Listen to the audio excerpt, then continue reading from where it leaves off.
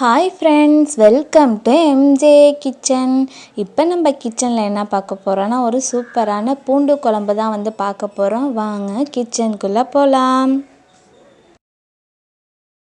இப்போ வந்து பூண்டு குழம்பு செய்கிறதுக்கு தேவையான பொருட்கள் தான் ஃப்ரெண்ட்ஸ் பார்க்க போகிறோம். தேவையான அளவு நல்லெண்ணெய் எடுத்து வச்சுக்கோங்க. மஞ்சத்தூள், ஒரு எலுமிச்சை சைஸு புளி, 2 ஸ்பூன் வெந்தயம், தேவையான அளவு மிளகாத்தூள், மல்லித்தூள் எடுத்துக்கோங்க.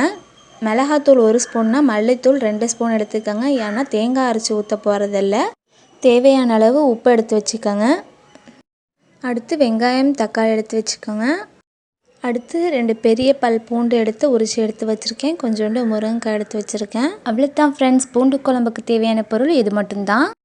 இப்போ வந்து ஒரு கடாய் வச்சு கடாய் சூடானதுக்கப்புறம் எண்ணெய் விட்டுப்போம். எண்ணெய் நல்லா சூடாகட்டும் ஃப்ரெண்ட்ஸ். எண்ணெய் சூடாயிடுச்சு ஃப்ரெண்ட்ஸ். இப்போ நம்ம எடுத்து வச்சுருக்க வெந்தயத்தையும் சேர்த்துப்போம். வெந்தயம் சேர்த்துட்டு நல்லா பொரியட்டும் ஃப்ரெண்ட்ஸ்.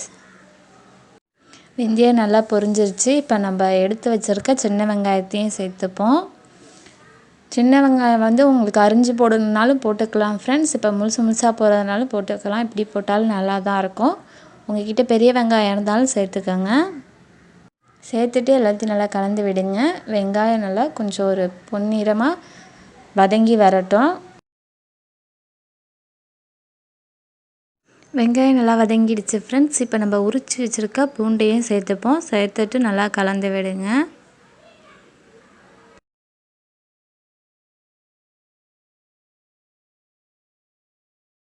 பூண்டு வெங்காயம்லாம் நல்லா வதங்கிடுச்சு ஃப்ரெண்ட்ஸ். இப்போ நம்ம அரிஞ்சு வச்சுருக்க தக்காளியும் சேர்த்துப்போம். தக்காளியும் சேர்த்துட்டு நல்லா கலந்து விடுங்க. வெங்காயம், பூண்டு, தக்காளி எல்லாம் நல்லா வதங்கிடுச்சு ஃப்ரெண்ட்ஸ். இப்போ எடுத்து வச்சுருக்க புளியை வந்து ஊற வச்சு கரைச்சி எடுத்து வச்சுருக்கோம். அதை வந்து சேர்த்துப்போம். கரைச்சி வச்சுருக்க புளியை வந்து சேர்த்தாச்சு ஃப்ரெண்ட்ஸ். சேர்த்துட்டு இப்போ அது கூடவே நம்ம எடுத்து வச்சுருக்க மசாலாவையும் சேர்த்துப்போம். இப்போ வந்து அது கூடவே நம்ம எடுத்து வச்சுருக்க மிளகாத்தூள் சேர்த்துப்போம். அது கூடவே நம்ம எடுத்து வச்சுருக்க மல்லித்தூளையும் சேர்த்துப்போம். மல்லித்தூள் ஏன் நிறையா சேர்க்குறோன்னா குழம்புக்கு வந்து அந்த திக் கன்சிஸ்டன்சி கொடுக்கறது வந்து மல்லித்தூள் தான் ஃப்ரெண்ட்ஸ். அதுக்காக இப்போ அது கூடவே மஞ்சத்தூளையும் சேர்த்துப்போம்.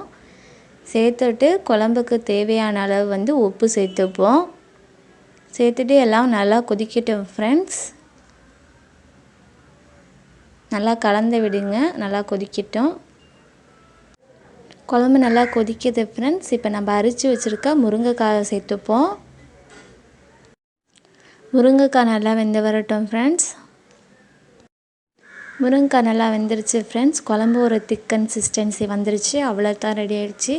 இல்லை உங்களுக்கு கொஞ்சம் தண்ணியாக வேணும்னா கொஞ்சம் தண்ணியாக இருக்கும்போதே அடுப்பை ஆஃப் பண்ணிக்கோங்க. கெட்டியாக வேணுன்னா கெட்டியாக வந்ததுக்கப்புறம் அடுப்பை ஆஃப் பண்ணிக்கோங்க. அவ்வளோதான் ஃப்ரெண்ட்ஸ், சூப்பரான பூண்டு குழம்பு வந்து ரெடி ஆகிடுச்சு. உங்களுக்கு இந்த வீடியோ பிடிச்சிருந்துச்சுன்னா லைக் பண்ணுங்கள், ஷேர் பண்ணுங்கள், கமெண்ட் பண்ணுங்கள், சப்ஸ்கிரைப் பண்ணுங்கள். மறக்காமல் பக்கத்தில் இருக்க பெல் பட்டனை கிளிக் பண்ணுங்கள்.